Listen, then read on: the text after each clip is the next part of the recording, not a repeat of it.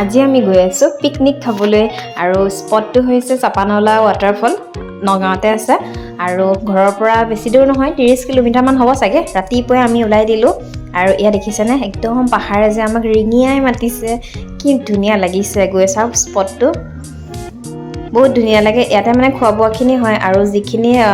মানে ৱাটাৰফলটো আছে ইয়াতকে অকণমান ওপৰত আছে আমাৰ যিহেতু ল'ৰা ছোৱালী আছিলে সেইকাৰণে আমি নগ'লো বাৰু আৰু মই আহি পোৱা যেহেতু অলপ লেট হ'ল সেইকাৰণে মোৰ লগৰ এইয়া দেখিছেনে মানে ত্ৰিমূৰ্তি আমি ইহঁতে পুৰা কাম বন আৰম্ভ কৰি দিলে আমি প্ৰায় 3-4 বছৰমানৰ মূৰত তেনেকৈ লগ হৈছোঁ নেকি কিন্তু আমাৰ মৰম চেনেহ কথা বতৰা সকলোহে আগৰ দৰেই আছে মানে কলেজীয়া দিনৰ দৰেই আছে আৰু সদায় এনেকেই থাকিব আৰু দেখিছে গৈ পাই লৈ আমি এনেকৈ চাহটো মই ঘৰতে বনাই নিছিলোঁ সেয়েহে অকণমান গৈ পাই খাব পালোঁ মানে চাহ ব্ৰেড এনেকৈ খাই ল'লোঁ খাই কৰি লৈ পেলাই বাকী একদম খানা বনোৱাত পূৰা লাগি গ'লোঁ আৰু লাহে লাহে এটা দুটাকৈ পাৰ্টি আহি একদম পূৰা জেগাখিনি পূৰা ফুল হৈ গৈছে ইফালেও মানুহ হৈছে সিটোফালেও মানুহ হৈছে পূৰা পাৰ্টি ক'ৰ পৰা যে আহিছে আৰু ভালো লাগে ন এনেকৈ বাকী আমাৰ ৰাইজে দেখিছে চব খোৱা বোৱাত ব্যস্ত আৰু এগৰাকী চাওক এওঁ মানে ডাইটিং কৰি আছে অকণ সেইকাৰণে বাটাৰ সৰহকৈ খাইছে এওঁৰ এটা চেনেল আছে দেই দীপশিখা আৰু হিতি ব্লগ বুলি মই ডেছক্ৰিপশ্যনত লিংকটো দি দিম আপোনালোকে তাইৰ ভিডিঅ'বোৰ গৈ চাব আৰু তাইকো সহায় কৰিব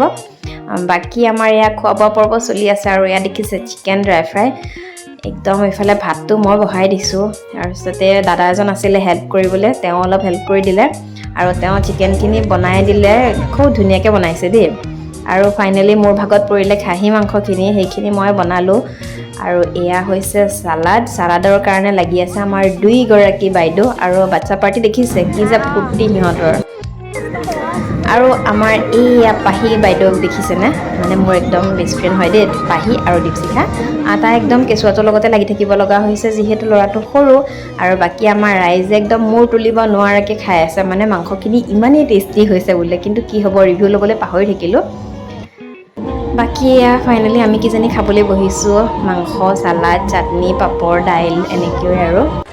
বাকী খোৱা বোৱাবোৰতো হৈয়ে থাকে নহয় জানো এনেকৈ লগে ভাগে কেতিয়াবা এসাঁজ খালে ভাল লাগে আৰু এইবোৰ স্মৃতি মনত ৰৈ যায় বাকী আমি খাই বৈ লৈ স্পটটোৰ পৰা ওলাই আহি এডোখৰ জেগা পালোঁ ইমান ভাল লাগিছে তাতে আমি ফটো উঠিলোঁ আৰু এয়া চাওক কিছুমান মই ফটো এড কৰি দিছোঁ আপোনালোকক দেখুৱাবৰ কাৰণে বাকী ফটো চটো উঠি কৰি লৈ চবকে বাই বাই কৰি এতিয়া আমি ৰাওনা হৈছোঁ ঘৰলৈ বুলি যিহেতু সেইদিনাখন 25 তাৰিখ আছিলে খ্ৰীষ্টমাছ ডে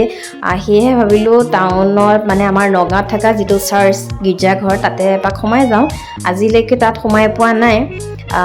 বাটতে পালোঁ যেতিয়াহ'লে ভাবিলোঁ সোমাই দিওঁ আৰু সঁচাকৈ চাওকচোন সোমাইছোঁ ইমান মানুহ মই ভাবাই নাছিলোঁ তাত যে ইমানেই মানুহ হয়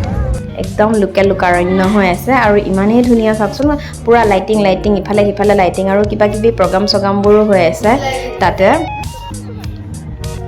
আমি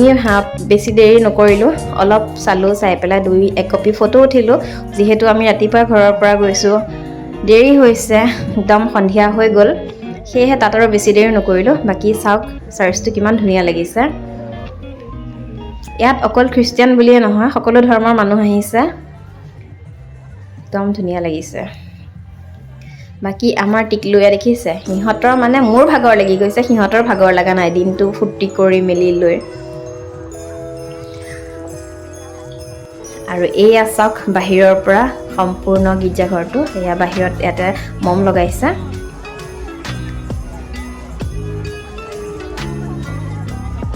আৰু এয়া চাই কৰি লৈ পেলাই আমি সান্তা ক্লজৰ পুতলা এটা কিনি পেলাই ঘৰলৈ বুলি ৰাওনা হ'লোঁ বাকী অন্য ভিডিঅ'ত লগ পাম দেই সকলোকে বাই বাই